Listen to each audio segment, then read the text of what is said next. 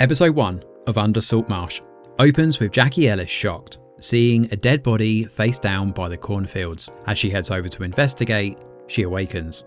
This, as we soon come to learn, is from the past and a significant part of Jackie's history. And Jackie is actually a school teacher at the local school in Morphethallen, and she's well liked by the kids. The local crazy man, Oshan, is completely out of it, and he grabs one of the kids at the gates, Kevin, adamant that the world is ending. Jackie manages to calm him down though and send the guy on his way. There's a lot of tension across the town though, especially with the storm inbound. There are rumblings that this incoming storm could raise sea levels by 5 to 6 meters. The town has pitched in together to raise money for a seawall to stave off the worst of it, but it may not be enough. Just as things escalate, Solomon Bevan shows up with some sheep, as you do, and uses them to prove the point that if the flock has survived here 500 years, then so can they. That night on her way home, Jackie is shocked when she finds a body face down in the water by the marshes. It happens to be one of her students, Kevin. Jackie struggles to control her grief and panic as she calls the emergency services in. Jackie also has the unenviable task of telling the family too. She wants to give a softer touch compared to the police, having been in that field before, and she heads over to break the news. Now Kevin's parents, Shelley and Danny, are shocked by what's happened. They immediately race over to the crime scene while Jackie hangs back at the house. She's clearly shocked as the police show to get a handle on things. Now fronting the investigation is DC Eric Bull. He's working alongside his partner Jess Deng, and they waste little time piecing together what's happened. When Bull learns that Jackie was first on the scene, he immediately heads over to speak to her. Now Jackie and Eric have quite the history, given they used to work together on the force. There's certainly no love lost between them though. Jackie tries to get Bull off the case, ringing to speak to the superintendent and urging he be removed. She doesn't get through to them, but she's also avoiding him too. Now interestingly, we also find out that Jackie is actually pregnant, although it's still very early days. The father is Dylan Reese, the man whom she's been secretly seeing whenever she gets a free moment. Now while Eric Bull bides his time before taking Jackie's statement, he also looks over the crime scene too. The rainwater ditch poses a particular problem, and they need to work quickly to prevent the water from washing away crucial evidence. Whoever did this clearly knows what they're doing. Down on the shoreline, Eric finds James Reese, Dylan's younger brother and Kevin's best friend, sitting on his own while the other kids in Jackie's class play by the water. Now Eric questions James here, where he learns that he plays at Solomon's farm quite a bit with Kevin. Now, Solomon is also Kevin's granddad, and that afternoon, James was with Kevin after school. Now before they can continue, Jackie gets involved and stops his interview. Bull is quick to point out to Jackie that her telling the family was not the right procedure, but she shuts down, refusing to speak. However, he's going to take her statement at 3:30 PM on the dot. Before he gets to her, he speaks to the council worker Gareth Morgan. He's the one who warned everyone earlier on about the raising sea levels at the pub. He was with the councillor that afternoon and he left at 8 PM. This covers him with an alibi, especially as a councillor would be able to corroborate the story, and Kevin's death was estimated to be around 7:30 PM. Interestingly, there shouldn't have been any salt water at the crime scene, given they're a mile away from the sea. However, they found traces of it over Kevin and the nearby area, which adds an extra layer of suspicion to the case. It seems to hint at someone dragging the body there. Now Eric Bull heads over to see the family next, and Solomon certainly makes his thoughts felt. There's a lot of tension in the house, especially as they're well aware that he was in charge of a similar investigation years back involving a girl called Nessa. Back then, Jackie and Eric worked the case together, but it seems like he messed up, betraying her, which caused her to leave the force. Before we get the full extent of exactly what did transpire, Eric and Jackie finally talk. He takes a statement and records everything, and they constantly have to pause the recording to go off the record to discuss various incidents, including Jackie lying to Dylan about James being informed of Kevin. Now Eric Bull doesn't apologise for his actions though, and when he finds Morgan later that night in the lashing rain, he learns that there's more trouble coming. They're currently eyeing a storm off the Gulf of Mexico that's eastbound. Should that system arrive over the UK, they could be looking at an evacuation level flooding situation. Now Eric is also staying at the local pub, at least in one of the rooms upstairs anyway. When he rings through to HQ, he learns that there's a hair on Kevin that isn't his.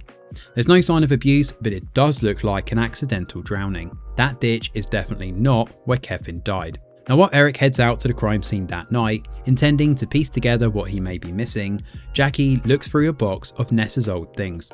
It's here we learn that Nessa was actually Jackie's niece. Inside one of her sketchbooks is a picture of a man in a white suit. Interestingly, Kevin has also drawn the exact same figure in his book. Episode 2 of Under Salt Marsh starts with Eric speaking to Oshan, who's also staying at the pub with him. He doesn't think people should have kids and has clear disdain against them given the damage it's doing to the environment. While it does seem like a likely suspect, there are multiple witnesses that can vouch for seeing Oshan at the pub, so it seems he's in the clear. Now, a lot of the residents in this small town are not happy with the constant police presence though. They're happy to chalk Kevin's death up to a tragic accident and move on, especially after what happened to Nessa. There's too much evidence here on the contrary though. They have an incomplete handprint, missing blue Wellington boots for Kevin, and the aforementioned saltwater in a freshwater area. The route from the sea up to the ditch also coincides with the woods where Nessa was found dead too. As more truths come to light, we learn Kevin and James were together after school, but James head home around 5 PM. So that leaves a period of 5 PM to 7:30 PM where Kevin was eventually killed. Now Eric decides to send Jess over to see James Reese, but Jackie is already one step ahead. She arrives first with her drawings and decides to launch her own investigation. James confirms that this is the bee-man, Kieran Bambo. He's a reclusive beekeeper over on Spider Island and has since retreated after being accused of being part of the Nessa case. Jackie is adamant now that Kieran is part of this and it could be connected to Nessa as well. When James's mum overhears the conversation and realises she's questioning him, she's incredulous and takes her child away. James is also not talking to Jess either. As for Jackie, she heads over to see Kieran herself, but Eric Bull is already there. He tells Jackie to back off given she could get charged with breaking and entering. Now back at the mainland, Jackie shows up at the butcher's in town and speaks to Danny. He's still in a state of shock, especially when he learns that Kevin's body was moved. Jackie also tells Danny about the beekeeper and how, apparently, he gave Kevin a present. Back with Eric Bull for now, he speaks to Jess who brings up the Nessa case and how he has links with both Oshan and Kieran. There are implications here that he's getting too close to this one, but Bull is adamant about solving this before it's too late. He mentions how there's a Romanian farmhand called August Antonov who could be suspicious. With no translator available and possible ties to both cases, it's definitely a suspect worth looking into. Jackie and Eric eventually butt heads that night when they show at the crime scene from opposite sides of town. She shows off what she knows, but Eric is annoyed at her interfering and threatens to get her arrested if she continues.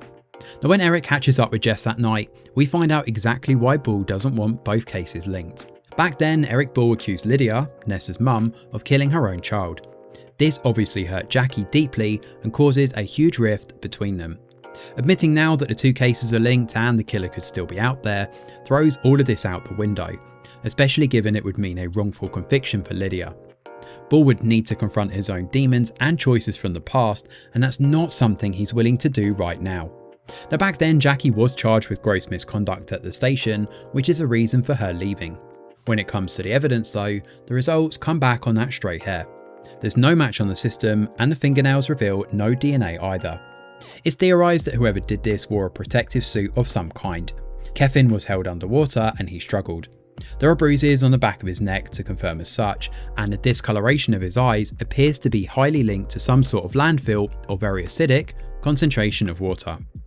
The thing is, the nearest landfill is actually 13 miles away on the mainland, and it's way too far away to be linked to this case.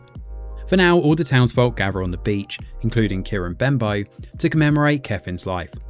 Solomon gives an impassioned speech while Jackie uses his time to scan for faces and check the reactions. Solomon also tells the group that if they know anything, they should come to him instead of the police. Things grow heated afterwards though when Jackie confronts Kieran. Apparently Kieran is actually Kevin's birth father, but before she can press him on the details of this, Danny heads off to confront him back at his place on Spider Island. He shows with a shotgun, convinced that Kieran is responsible. Danny is hurt deeply that Kieran constantly played with Kevin and met him secretly in the woods to play without his knowledge. Danny sees himself as a sort of imposter here and starts to doubt himself as a father. He turns a gun on himself and starts crying, but just before firing, Eric Bull shows up and snatches the shotgun. Tellingly, the camera does pause when Danny reaches down and touches the side of the sofa he's on. Could this be a subtle link to the handprint found in the mud, I wonder? It's here where Kieran reveals that the day Nessa died, Kieran was in the woods as well. However, he was with Kevin playing. Back in town, Eric and Jackie finally talk and open up about the situation they're confronted with. Eric wants Jackie's help and has a hunch that Solomon and his farm could be a key piece they're missing. However, they do get a lucky break when Shelley arrives and informs them that there's a good deal of waste buried up at the old quarry. Now Eric brings Jackie along as they head over and see the rubbish for themselves. When they realise how far out the way it is, they both have the same question: why would Kevin go all the way there? With the scene set, Under Salt Marsh sets things up nicely for the rest of the season to follow. There's a good deal of different suspects that could be involved here, and Kieran's explanation still doesn't explain why Nessa drew that same beekeeper outfit. I reckon it could be that someone took the outfit and wore it to disguise themselves. However, this could be a big red herring, along with Oshan too, because it's clear there's something more personal going on here. Maybe Danny already knew about Kevin and Kieran and this was one big elaborate play. The whole thing could be an accident, but why did the camera linger on Danny's hand there? Surely that's a subtle clue that he could be involved somehow, given the handprint at the crime scene. The old quarry poses an interesting dilemma now too, because it's clear Kevin went there after 5 PM, but we don't know why or with whom. The whole situation is set up in a way to leave many question marks hanging over this one. Seeing Eric and Jackie start to work together is a nice touch though, especially as we see here that they both have strengths in their own way with this investigation. It's still early days, but right now my spidey sense is definitely tingling over Danny. Hopefully we'll get some answers to this in the episodes ahead. Thanks for watching, and do let us know your thoughts in the comments below.